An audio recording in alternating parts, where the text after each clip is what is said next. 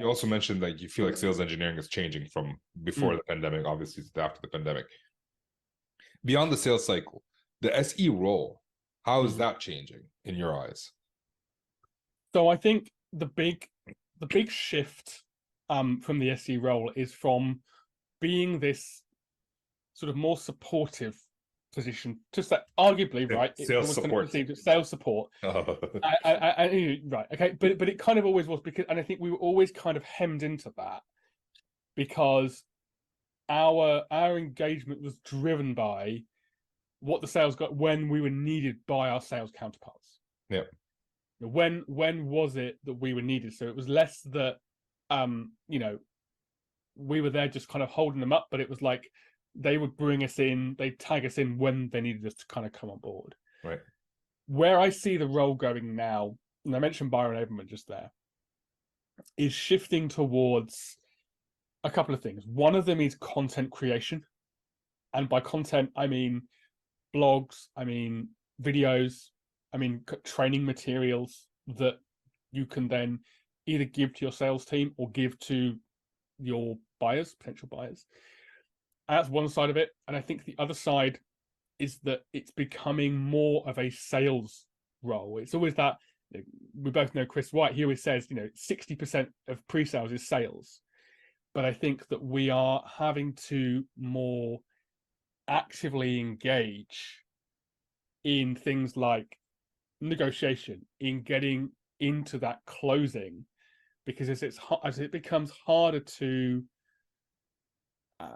close deals in the current economic environment, we are called upon more to be, another voice. We are really co-piloting in that opportunity, and that we're also there. We're just as much of a trusted advisor, just as important to building that trust with the customer as the salesperson is, and our influence has grown significantly in that way. So you mentioned a couple of things. You mentioned content creation and negotiation. I want to dig into both, but I'm going to start with negotiation. Yeah. Most SEs don't go into sales, pure sales, because they don't want to negotiate. Mm-hmm. So can you elaborate a little bit more what you mean by SEs being part of negotiation? So yeah, I would say my view is a lot of SEs, and the reason I didn't go into sales personally when I was offered it was because of prospecting. Okay. I can negotiate, but it's the prospecting that puts me off. But you're right. Okay, it is a lot of convention. A lot of people look at sales engineering.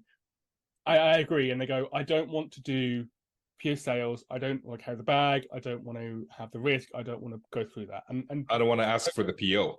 Yeah, I don't want to be chasing the PO down. But the negotiation side, I would say more broadly, if you think about closing deals, and that's when you've done all your demos, you've gotten to the person who's going to sign off on the deal, who's going to sign the contract.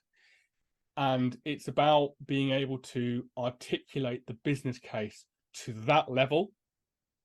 And kind of when it's talking about negotiation, it's less negotiating price. There is an aspect of that, and kind of saying, well, and it varies on organization, because some organizations, pre-sales have no say over how the price works, what the license is, what the services is. Yep. Sometimes, you'll find you have more influence on that. And so I would say it becomes more of an internal negotiation with saying to sales, hey, look, or to your kind of management saying, look, if we go and we give this level of discount, I think we're going to get the opportunity over the line. So it's that sort of side in the negotiation, but it's that getting into those closing calls when you're kind of pushing the customer to say, yes, I'm going to commit to this year, this quarter, this month, because you've convinced me. So I think it's negotiation is, I guess, the point in the sales process that comes before we've won it, but it's everything that happens. When I was first in sales engineering, I would do my discovery, I would do my big demo, and then I'd hear 3 months later, hey, we closed that deal. Yeah. I'm like, oh, awesome. Great. I am tracking deals much, much, much, much closer. Right. And I'm being asked to support those calls much more often, even if it's just like I'm pinging on my phone over email or on Teams with my account exec as he's on the call to say, what about this? Here's things you should say.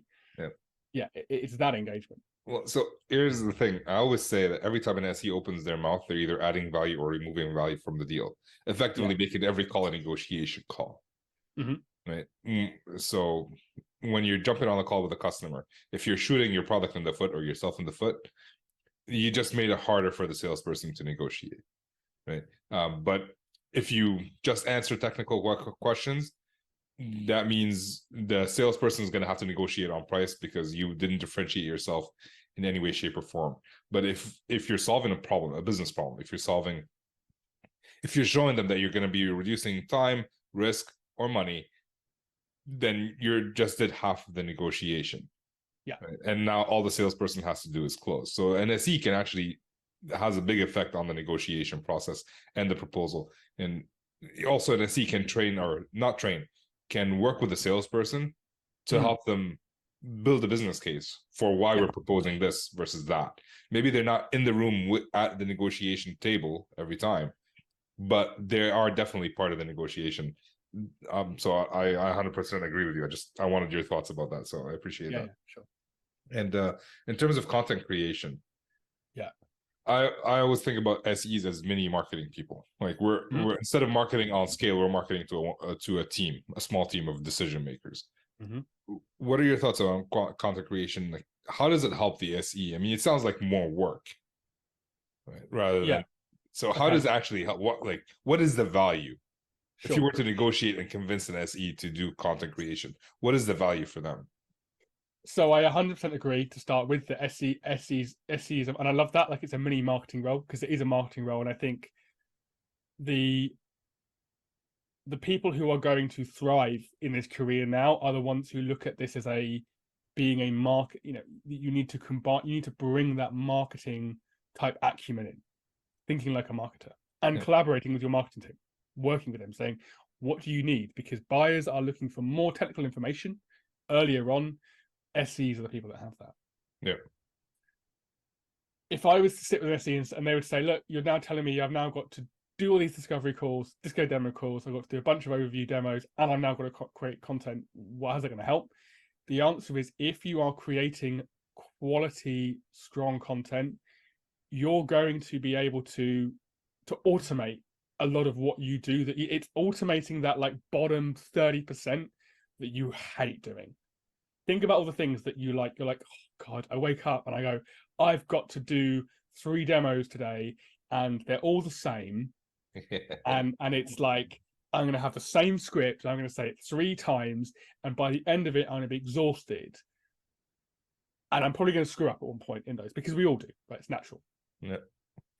If I said, well, and I'm not going to kind of there's a variety of different tools out there and different ways you can achieve this. But if you said, right, well, actually what I'm going to do is I'm going to create a really great product demo in a video that captures everything I give in that. Maybe it's a 20-30 minute demo.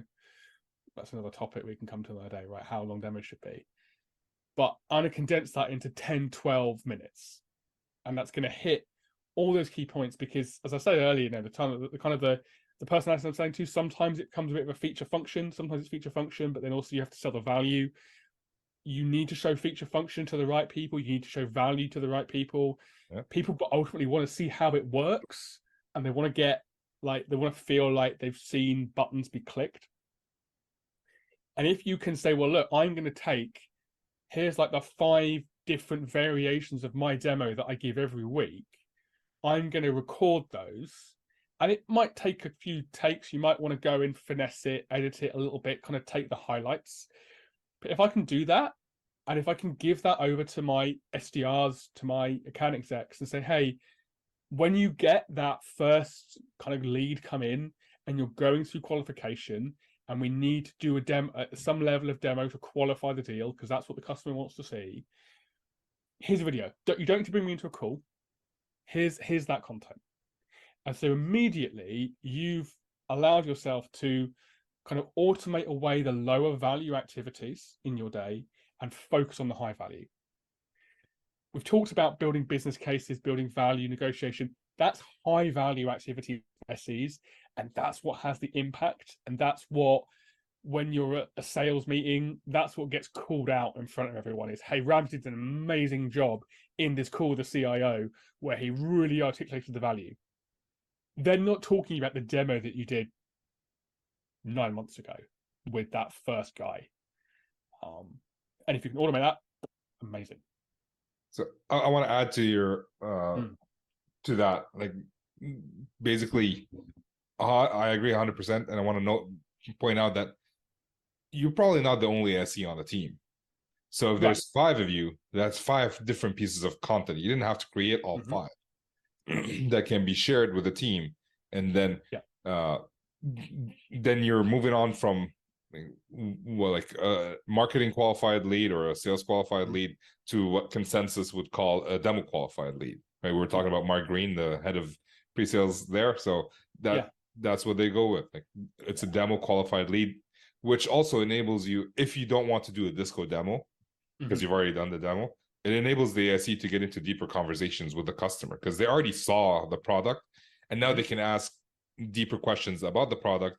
And as an SE, you'll get more insight based on the questions that they ask about what's important, what's not important, which will also allow you in the negotiation process to actually say, like, hey, they asked about these things, which means this is important for them. So now when we're doing the proposal or the presentation based on their requirements, now we have more information about that. By the way, this is why I love doing the podcast, because I didn't think about that until you just said a few words, which triggered some thoughts in my head. But yeah,